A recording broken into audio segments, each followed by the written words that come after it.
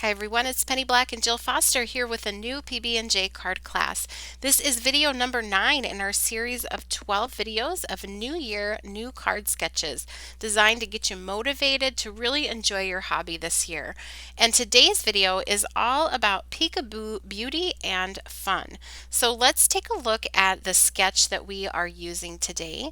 This sketch features our curved stitch die cut along the side or the bottom of the card with any type of stamped element peeking out from behind that curved stitch. And I have to tell you these ended up being some of my favorite cards of the whole video series. So I think this is a sketch I will be going back to again and again. So I have my standard size cards trimmed and my curved stitch. It's all prepped in an envelope ready for me to get creative. And another reminder that I do have a ebook, a downloadable ebook available with all of these new sketches and the card ideas that go along with them. So if you'd like to show your support for these videos and these sketches, be sure you get your copy. I'll link it for you down below. Now, after I had my sketch envelope pulled out, I decided which stamps do I want to put with this sketch. And I picked a variety of stamps and I went ahead and stamped them all. So what you're looking at here is Penny Black's Cute Couple stamp. These guys are so cute. I've actually made lots of cards with them. I keep coming back to them again and again. I love how they're sitting on the ledge. You can do a lot of design things with stamps that are like that. So this one is really great. Now I stamped this onto Canson 140-pound watercolor paper, cold press, using watering can archival ink. And that's just kind of a charcoal gray waterproof ink. And I think it goes with the style of these designs. Kind of makes it look like you sketched it yourself, and it just has an artistic feel to me, as opposed to a jet black that might feel a little bit more like a coloring book feeling. I don't know. Maybe I'm imagining that, but that's my thinking process behind that. And I am painting these in using my Distress Ink Reinkers used as watercolors. And also I did press a little bit of the Toffee Crunch ink pad onto an old acrylic block that I'm using to paint the kiddos. Now you can paint with whatever medium that you love. So you can use these stamps and this sketch with colored pencils, with distress inks pressed on an acrylic block, with markers. This is just what I am loving currently, and I encourage you to use whatever you love currently as well. So I'm going to paint them in. My typical process when I'm painting with the reinkers is to pick up the color from the palette. It's going to be most concentrated because it doesn't have any water mixed with it on the palette, and put that down where I want the color to be darkest. Then off camera I do have a cup of water where I rinse my brush and pat it dry, pretty dry on a paper towel, and go back and blend. Now at any time I can go back and darken up areas or mix colors on there while it's wet, or even once it's dry, you can go back and layer more colors on top, which you will see me do. Now I do have a video that is in more depth about my watercoloring process and goes much slower, so I'll link that for you down below if you have more questions about how I like to paint.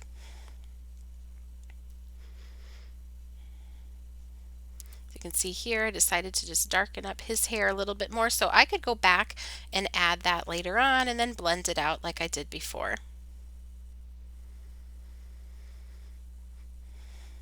And then again, really fun with these designs to switch up the colors you do for their outfits, for their hair. You can make them match the recipient.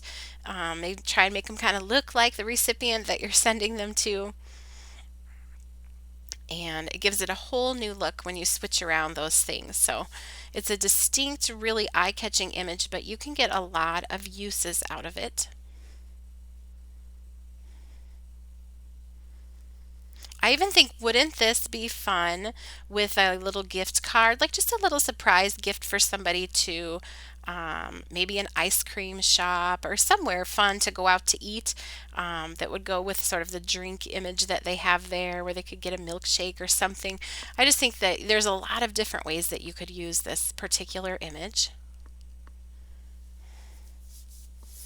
And this sketch, when I assemble this card, I'm actually going to rotate the sketch with this image, and with the others I'll use it in a vertical sense, but with this image I'm going to use it in a horizontal sense. So don't be afraid also to rotate the sketches, play around with it, make it work for whatever you want to stamp and color. And I am working assembly line, so I had all of my sketch items prepped. Then I went and I picked out my stamps that I wanted for them. I'm working 3 cards per sketch, but you can do whatever you want. You could do 1 card per sketch, you could do 10. It's up to you. And then after I've picked out those stamps, then I do all the stamping for those. And then I do all of the coloring. If I'm doing cutout dies, then I just do all the cutting out, or fussy cutting. I could fussy cut all at one time and then assemble the cards and put them together. For me, that sort of lowers the decisions that I have to make and combats the blank card. Oh, what am I going to do? I want to make a card, but I don't even know where to start. Also, if you have to work in small bits of time, you can do that with this process. Maybe the only thing you get done in a day is just picking out which stamps do I want to put on these 3 cards. And you set that down by your envelope. And then the next time you sit down, maybe you just have a few minutes and all you do is get them stamped. And then you leave that out for coloring. And you can work at that little bits at a time. And so for me, this process works really, really well right now. So you never know when things might change, but right now this process is working really well for me. I'd love to know if you do anything similar. Do you batch sort of your card making, or do you start fresh each card? What should I make on this card? Everybody works differently. I'd love to know how you approach the creative process. Another thing this process is nice for me is I work in a very small space, and this allows me to easily do that. So I don't have to have everything out and ready at one time. I don't have to have all the paints, all the cutting, everything ready at one time, just whatever step or stage I'm at that time. Now these flowers are from our Love Blooms set. Gorgeous flowers and really great if you're just learning to paint and color. This is a really nice set. They're not too complicated, but they're still gorgeous. I've stamped these with Memento Toffee Crunch ink onto Canson 140-pound watercolor paper, and I'm just painting them in using that same process, leaving a little bit of white along the edges of the petals.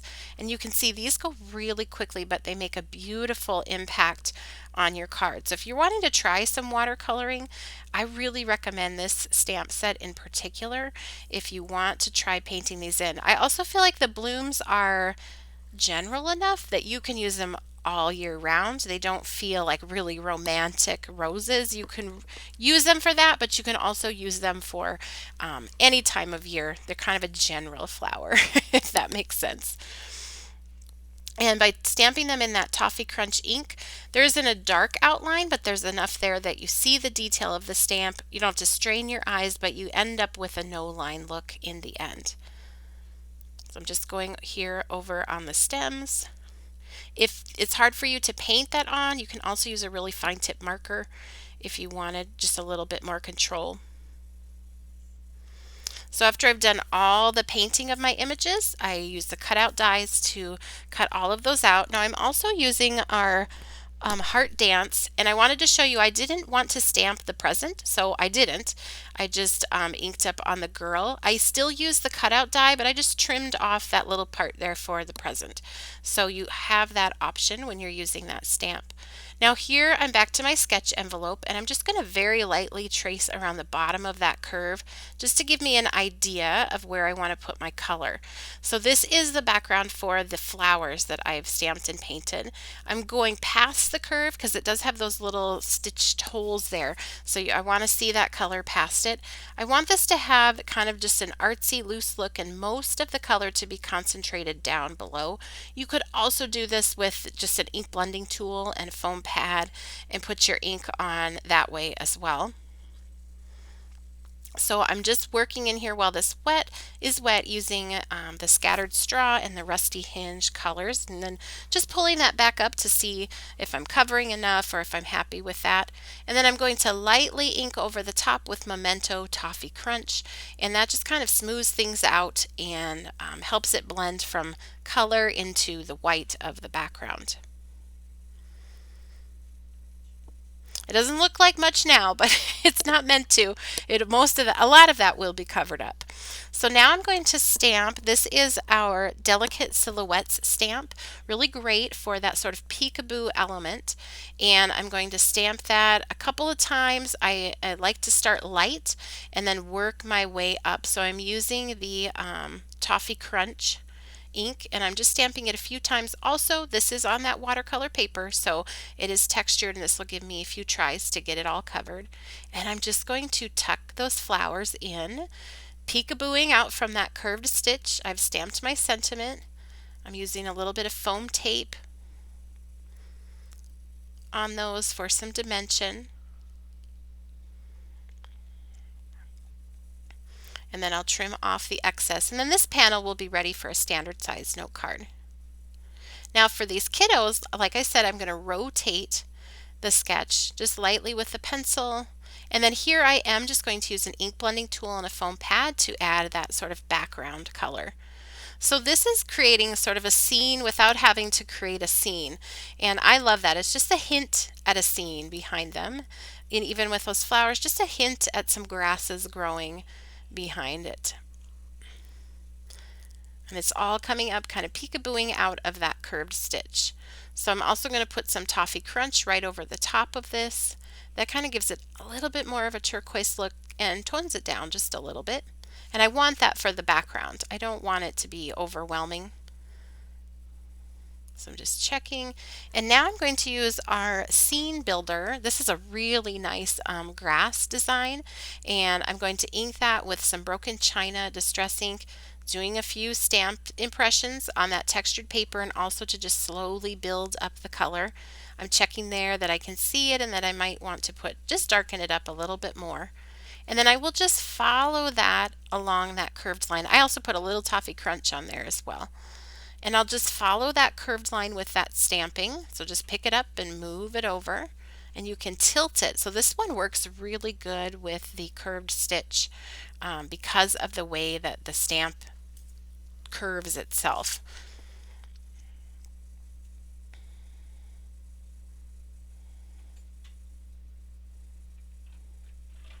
And I just went ahead and did that all the way across. Now this one I stamped my sentiment right there on that die cut piece.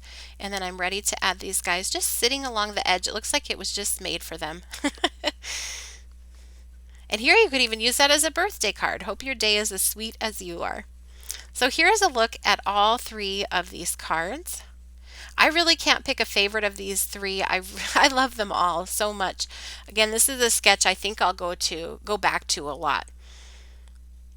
And her, she's kind of leaping out in her dance gear. So I thank you so much for watching. We still have a few more videos left in this series, so make sure you're subscribed. Make sure you hit that bell notification so you know when the next videos come out. And I will see you very soon with some more stamping. Thanks again for watching, and happy stamping.